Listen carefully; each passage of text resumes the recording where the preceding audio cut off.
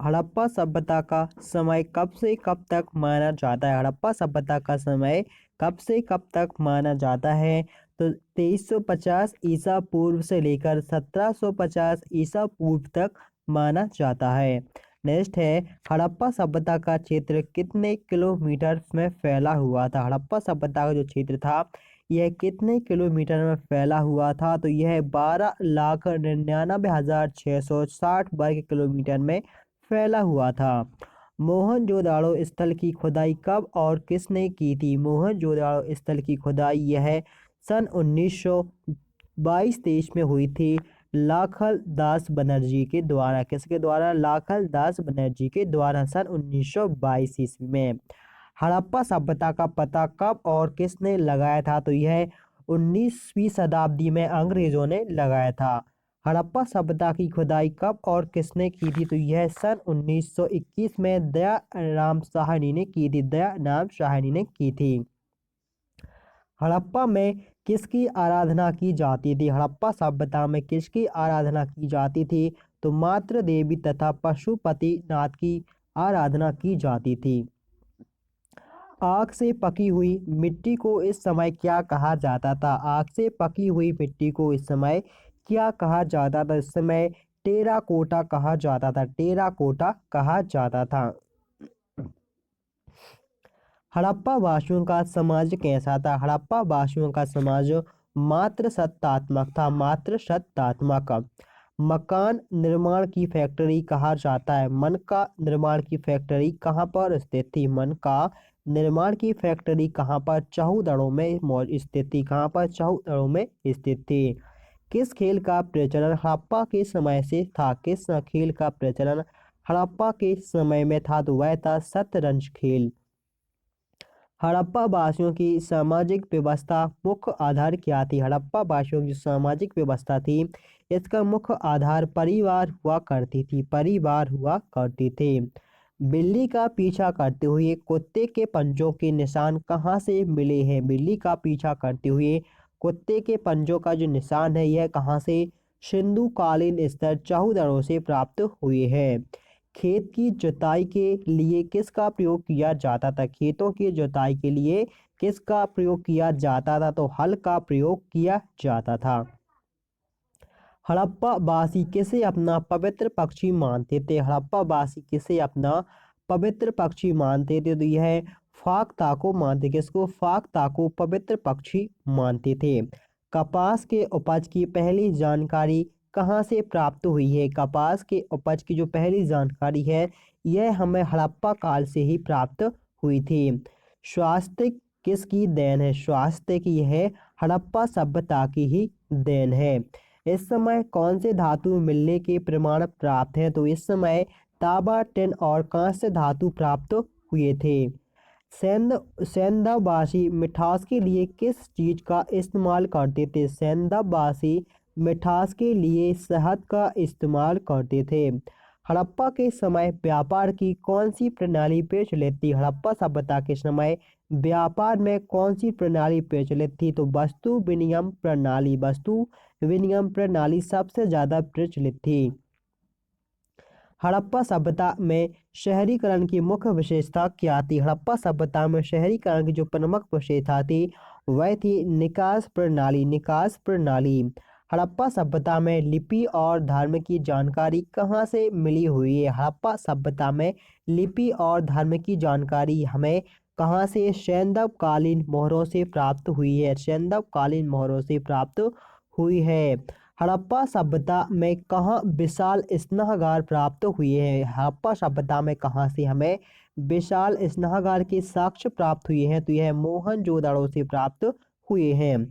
चित्राक्षय लिपि को और किस नाम से जाना जाता है? चित्राक्षय लिपि को और किस नाम से जाना जाता है?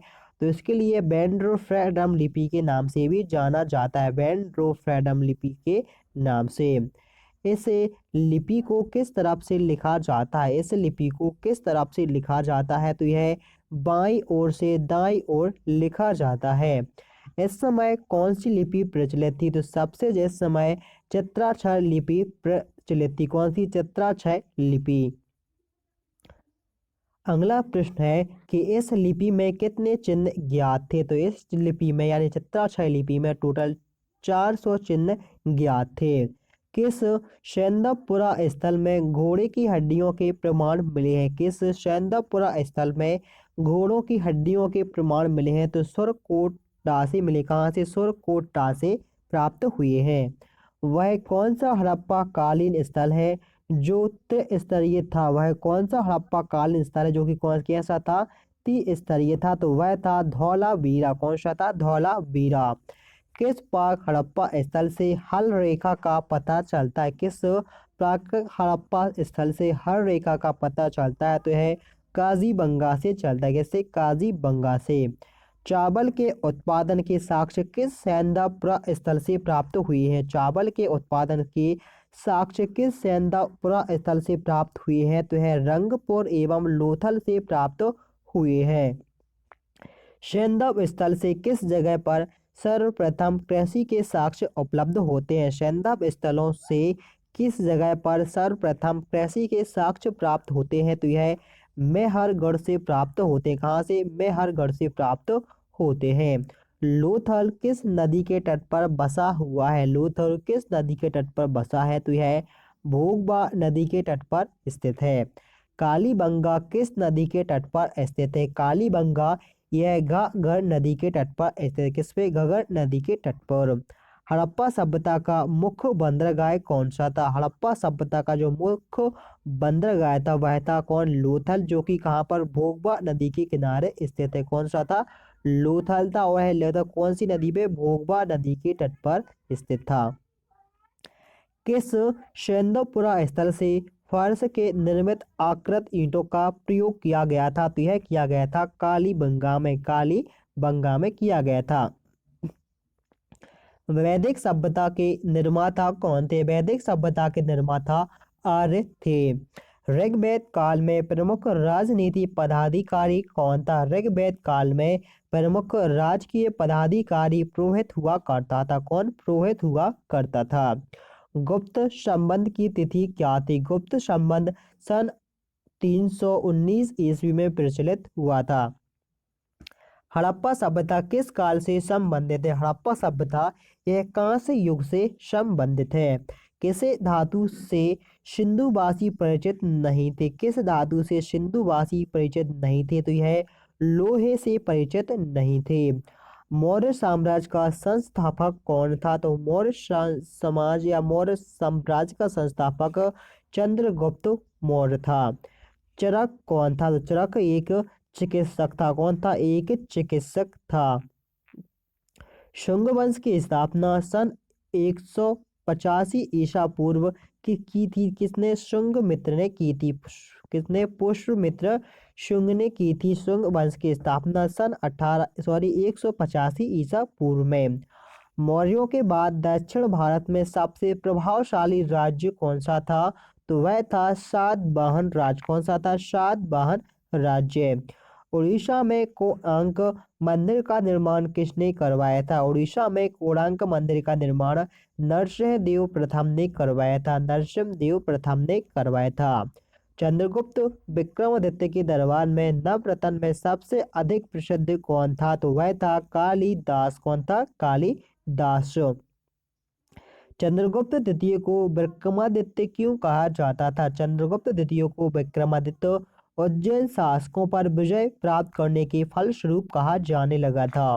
काजीपुरम का कैलाश मंदिर किसके आदेश पर निर्मित हुआ था। काजीपुरम का जो कैलाश मंदिर है यह किसके आदेश पर निर्मित हुआ था। तो यह नरसिंह वर्मन के आदेश पर बनना या निर्मित हुआ था। नेक्स्ट है कि चट्टानों को काटकर महाबलीपुरम का मंदिर किसके द्वारा बनवाया गया था। चट्टानों को काटकर महाबलीपुरम का मंदिर किसके द्वारा। तो यह पल्लवों के द्वारा बनवाया गया था। गुर्जर प्रतिहार वंश की स्थापना किसने की थी। गुर्जर प्रतिहार वंश की स्थापना नाग भट्ट ने की थी। किसने? नाग भट्ट ने की थी। गौड़ीय संप्रदाय की स्थापना किसने की थी। गौड़ीय संप्रदाय की स्थापना चैतन्य ने की थी। दासबोध नामक ग्रंथ की रचयिता कौन है। दासबोध नामक ग्रंथ की रचयिता है रामदास। कौन है? रामदास। सतनामी संप्रदाय के संस्थापक कौन है? सतनामी संप्रदाय के संस्थापक हैं जगजीवन। कौन है? जगजीवन। किस संतों को अलावर कहा जाता था? किन संतों को अलावर कहा जाता है? तो यह वैष्णव संतों को कहा जाता है। राधा कृष्ण की भक्ति को लोकप्रिय बनाने वाले वैष्णव संत कौन से थे? राधा कृष्ण की भक्ति को लोकप्रिय बनाने में सबसे जो प्रसिद्ध संत थे उनका नाम था चैतन्य। दक्षिण भारत का कौन सा राजवंश अपनी नौसैनिक शक्ति के लिए प्रसिद्ध था? दक्षिण भारत का कौन सा एक राजवंश था जो कि अपनी नौसैनिक शक्ति के लिए सबसे ज्यादा प्रसिद्ध था? तो वह था चोल राजवंश। हड़प्पा सभ्यता के उत्खननकर्ता कौन थे? हड़प्पा सभ्यता के जो उत्खननकर्ता थे उनका नाम है दयाराम साहनी। दयाराम साहनी, जिन्होंने 1921 में यह उत्खनन किया था। सिंधु सभ्यता की लिपि क्या थी? सिंधु सभ्यता की लिपि का नाम था बुस्ट्रोफेदन। बुस्ट्रोफेदन। सिंधु घाटी सभ्यता का नवीनतम स्थल कौन सा है? सिंधु घाटी सभ्यता का जो नवीनतम स्थल है वह है धौलावीरा। सिंधु सभ्यता के किस स्थल से दुनिया का सबसे पुराना स्टेडियम प्राप्त हुआ है? तो यह धौलावीरा से प्राप्त हुआ है। कहाँ से? धौलावीरा से सबसे पुराना स्टेडियम प्राप्त हुआ है। सैंधव सभ्यता के महान स्नाहगार कहाँ से प्राप्त हुए हैं? सैंधव सभ्यता के जो महान स्नाहगार हैं यह मोहनजोदड़ो से प्राप्त हुए हैं। मोहनजोदड़ो की जो खुदाई से पता चला है कि तात्कालीन मकान पक्की ईंटों से बनाए जाते थे। तात्कालीन मकान जो थे वह पकी हुई ईंटों से बनाए जाते थे। हड़प्पा सभ्यता के लोग किस पशु से परिचित नहीं थे? तो हड़प्पा सभ्यता के जो लोग थे वह दरियाई घोड़े से परिचित नहीं थे। सिंधु घाटी सभ्यता की खुदाई में विशाल स्नाहगार कहाँ से प्राप्त हुए हैं? तो यह मोहनजोदड़ो से प्राप्त हुए हैं। अगला प्रश्न है कि कौन सा पशु हड़प्पा सभ्यता में नहीं पाला जाता था? तो घोड़ा जो पशु था यह हड़प्पा सभ्यता में नहीं पाला जाता था। हड़प्पा के निवासियों द्वारा आयातित सबसे महत्वपूर्ण वस्तु क्या थी? हड़प्पा के निवासियों के द्वारा आयातित सबसे महत्वपूर्ण वस्तु थी धातु और बहुमूल्य पत्थर। धातु और बहुमूल्य पत्थर। नेक्स्ट है कि सिंधु घाटी सभ्यता के लोग किससे अपरिचित थे? तो यह लोहे से अपरिचित थे। नेक्स्ट है कि उत्तरोत्तर हड़प्पा संस्कृति के अवशेष कहाँ से मिले हैं? तो यह हमें रंगपुर से प्राप्त हुए हैं। हड़प्पा कहाँ स्थित है? हड़प्पा पंजाब राज्य में स्थित है। मोहनजोदड़ो का शाब्दिक अर्थ होता है। मोहनजोदड़ो का जो शाब्दिक अर्थ है यह है मृतकों का टीला या मुर्दों का टीला। नेक्स्ट है कि सिंधु घाटी सभ्यता को किस काल से जोड़ा जा सकता है? सिंधु घाटी सभ्यता को कांस्य युग से जोड़ा जा सकता है। मोहनजोदाड़ो किस भाषा का एक शब्द है? मोहनजोदाड़ो यह सिंधी भाषा का शब्द है। नेक्स्ट है उत्तर वैदिक कालखंड कब से कब तक है? उत्तर वैदिक कालखंड यह सन 1000 ईसा पूर्व से 600 ईसा पूर्व तक माना जाता है। उत्तर वैदिक काल की विशेषता क्या थी? उत्तर वैदिक काल की विशेषता तृतीय, घूसर, मृतभांड तथा लोहा थी। अगला प्रश्न है कि उत्तर वैदिक काल के जानकारी के स्रोत क्या है? उत्तर वैदिक काल की जानकारी के स्रोत है यजुर्वेद, सामवेद और अथर्ववेद। यजुर्वेद, सामवेद और अथर्ववेद। मनुष्य के जीवन को किन 4 आश्रमों में बांटा गया है? मनुष्य के जीवन को किन 4 आश्रमों में बांटा गया है? तो वह है ब्रह्मचार्य, गृहस्थ, वानप्रस्थ तथा संन्यास आश्रमों में बांटा गए हैं। नाटकों के मंच को क्या कहा जाता था? नाटकों के जो मंच हुआ करते थे उनके लिए सैलूस कहा जाता था। सैलूस कहा जाता था। नेक्स्ट है कि किस उपन्यास में मनुष्य के जीवन को 4 आश्रमों में बांटा गया है? तो यह छंदोग्य उपनिषद में बांटा गया है। छंदोग्य उपनिषद में बांटा गया है। यजुर्वेद में हल को क्या नाम दिया गया था? यजुर्वेद में हल के लिए शीर नाम दिया गया था। उत्तर वैदिक काल में महत्वपूर्ण देवता कौन थे? उत्तर वैदिक काल में जो महत्वपूर्ण देवता थे वह थे प्रजापति।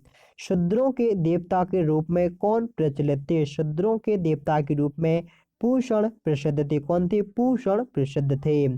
राज अभिषेक का किस वेद में उल्लेख किया गया है? राज अभिषेक का किस वेद में उल्लेख किया गया है? तो यह किया गया है अथर्ववेद में इसका उल्लेख किया गया है। नेक्स्ट है कि जैन धर्म के आदि प्रवर्तक प्रथम तीर्थक कौन थे? तो उनका नाम था ऋषभदेव। क्या नाम था? ऋषभदेव। अगला प्रश्न है कि लोहे के फाल का प्रचलन कब हुआ था? लोहे के फाल का जो प्रचलन है यह उत्तर वैदिक काल में हुआ था। उत्तर वैदिक काल में हुआ था। सूर्य देवता सावित्री को संबोधित प्रसिद्ध गायत्री मंत्र किस में उल्लेखित है? तो यह ऋग्वेद संहिता में उल्लेख है। कहाँ पर है? ऋग्वेद संहिता में। ऋग्वेद का कौन सा भाग विश्व की उत्पत्ति का उल्लेख कराता है? ऋग्वेद का कौन सा भाग है जो कि विश्व की उत्पत्ति का उल्लेख कराता है? तो वह है 10वां मंडल। कौन सा? 10वां मंडल। अगला प्रश्न है कि वैदिक काल के लोगों ने धातुओं का प्रयोग किया, उसमें कौन सा पहला धातु था? सबसे पहले तांबा धातु का प्रयोग किया गया था। किसका? तांबा धातु का प्रयोग किया गया था। किसे प्रथम आदि शिव माना जाता है? किसे प्रथम आदि शिव माना जाता है? तो पशुपति महादेव को माना जाता है। पशुपति महादेव को। जैन ग्रंथों की रचना किस लिपि में हुई है? जैन ग्रंथों की जो रचना हुई है यह प्राकृत लिपि में हुई है। किसमें? प्राकृत लिपि में हुई है। जैन धर्म में प्रथम संघ विच्छेद किसने किया था? तो यह किया था जमाली ने। किसने? जमाली ने किया था। वैदिक नदी कुमा का स्थान कहाँ निर्धारित होना चाहिए? तो इसका जो स्थान है अफगानिस्तान में निर्धारित होना चाहिए। जैन धर्म तथा बौद्ध धर्म दोनों ही विश्वास रखते थे। तो जैन धर्म तथा बौद्ध धर्म दोनों ही विश्वास करते थे किसमें? कर्म और पुनर्जन्म में। जैन धर्म के द्वितीय तीर्थक कौन थे? जैन धर्म के द्वितीय तीर्थक उनका नाम था शीतल नाथ। क्या नाम था? शीतल नाथ। जैन धर्म के 19वें तीर्थक कौन थे? जैन धर्म के 19वें तीर्थक थे मल्लीनाथ। कौन थे? मल्लीनाथ। जैन साहित्य को किस नाम से भी जाना जाता है? जैन साहित्यों को आगम के नाम से भी जाना जाता है। किस नाम से? आगम के नाम से भी जाना जाता है। जैन धर्म के 23वें तीर्थक कौन थे? जैन धर्म के 23वें तीर्थक कौन थे? तो वह थे पश्यनाथ जी। वैदिक काल की सभ्यता तथा संस्कृति का मुख्य स्रोत कौन सा है? वैदिक काल की सभ्यता तथा संस्कृति का सबसे मुख्य स्रोत है ऋग्वेद। कौन सा है? ऋग्वेद। नेक्स्ट है कि जैन धर्म को 5 व्रतों में से सर्वाधिक महत्वपूर्ण व्रत कौन सा है? जैन धर्म के 5 व्रतों में से सबसे महत्वपूर्ण व्रत जो है वह कौन सा है? तो वह है अहिंसा।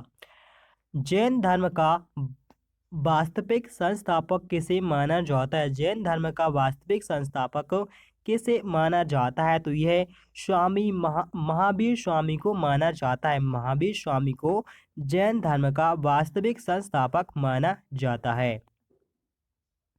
तो दोस्तों यह वीडियो यहीं पर समाप्त होता है। यदि आपको हमारा यह वीडियो अच्छा लगा हो तो प्लीज़ वीडियो को लाइक करें, चैनल को सब्सक्राइब करना ना भूलें। तो चलिए दोस्तों मिलते हैं अगले नेक्स्ट वीडियो में, तब तक के लिए दोस्तों बाय।